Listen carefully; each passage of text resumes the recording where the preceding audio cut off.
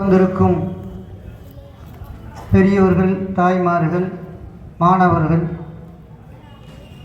எல்லோருக்கும் அல்லாஹு தஆலா நம் மீது கடமையாக்கிய காணிக்கை அஸ்ஸலாமு அலைக்கும் வரஹ்மத்துல்லாஹி தஆலா பரகாத்துஹு. சத்தமா சொல்லுங்க பாபா, இது இஸ்லாத்தோட அடையாளம். வலைக்கும் அஸ்ஸலாம் வரஹ்மத்துல்லாஹி வபரகாத்துஹு. அல்லாஹ்வின் நல்லடியார்களே, மனிதனை சிறந்த படைப்பாக, ஒரு உன்னதமான படைப்பாக பிரித்து காட்டக்கூடிய ஒன்று என்று சொன்னால் கல்விதான். இந்த கல்வினால் மட்டும்தான் மற்ற படைப்பினங்களுக்கும் மனிதருக்கு மத்தியில் வித்தியாசத்தை காட்டுது. ஒரு மனிதன் தப்பு செஞ்சிடறான்,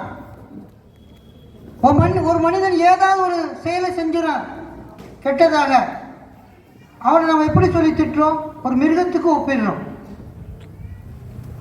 அப்போ அதை புரிந்து அறிந்து கொள்வதற்கு நிச்சயமாக கல்வி என்பது மிக முக்கியமான ஒன்று. கல்வி எந்த அளவுக்கு முக்கியம் என்பதை நம் குர்ஆனில் ஆராய்ந்து பார்த்தால்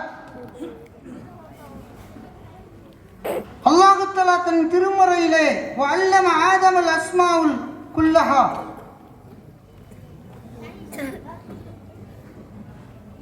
ஆதம் அலைஹிஸ்ஸலாத்தை படைத்து ஒவ்வொரு வஸ்துக்களையும் சொல்லிக் கொடுத்து அதனுடைய தன்மைகளையும் சொல்லிக் கொடுத்து இது என்ன என்று கேட்கின்றான். அதை அவர்கள் எடுத்து சொல்கிறார்கள். அப்போ கல்வி என்பது ஒரு முக்கியமான ஒன்று என்பதன் காரணமாக தான் முதல் படைத்த மனிதன், நீ கல்வியை கொண்டு உன்னால் உயர முடியும், கல்வியை கொண்டு நீ கண்ணியம் அடைய முடியும் என்ற ஒரு நோக்கத்தில் தான் அல்லாஹ் தஆலா மனிதனை படைத்து முதல்ல கல்வியை தான் கற்றுக் கொடுத்தான்.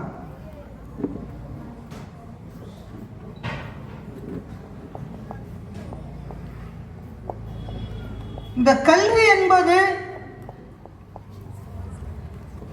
ஒரு அறிவை வளர்க்கக்கூடியது, ஒவ்வொரு இடத்திலும் ஒளியா உண்டாக்கக்கூடியது.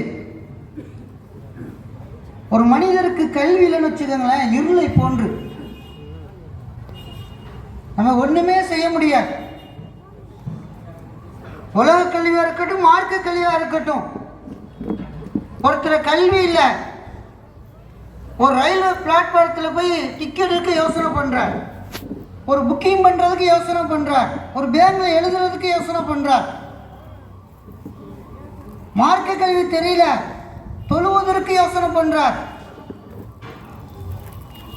பெருமானார் ஸல்லல்லாஹு அலைஹி வஸல்லம் அவர்கள் சொன்னார்கள், ஒவ்வொரு முஸ்லிமான மீதும் கல்வி என்பது கட்டாய கடமை. இந்த கல்வினாலும் உயர்வு கிடைக்கும். நீங்க இந்த உலகத்துல பாருங்க,